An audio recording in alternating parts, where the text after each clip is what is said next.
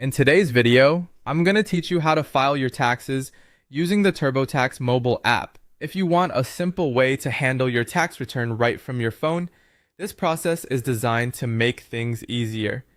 The app walks you through each stage, helps organize your information, and lets you submit your return electronically when you're done.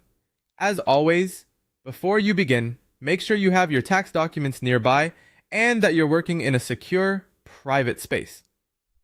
Start by downloading the TurboTax app from either the App Store or the Google Play Store, depending on your device. Once the app is installed, open it and log into your account. If you're returning to finish a tax return you already started, signing in will bring you back to your saved progress. Take a moment to confirm that you're using the correct account, so your information stays organized and accessible. After you're logged in, the app will guide you through importing or entering your tax information. One of the fastest options is to snap a photo of your W-2 or 1099 directly in the app.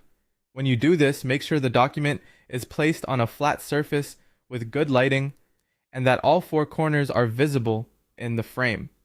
A clear image helps the app read the information accurately and can save you time later.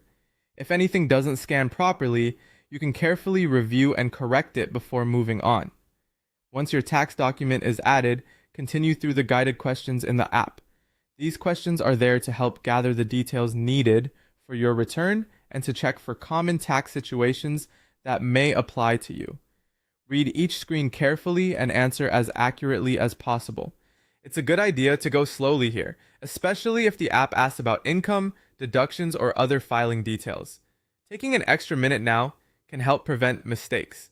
When you reach the review stage, the app will show your estimated refund or the amount you may owe. This is your chance to look everything over one more time and make sure the information is complete and correct.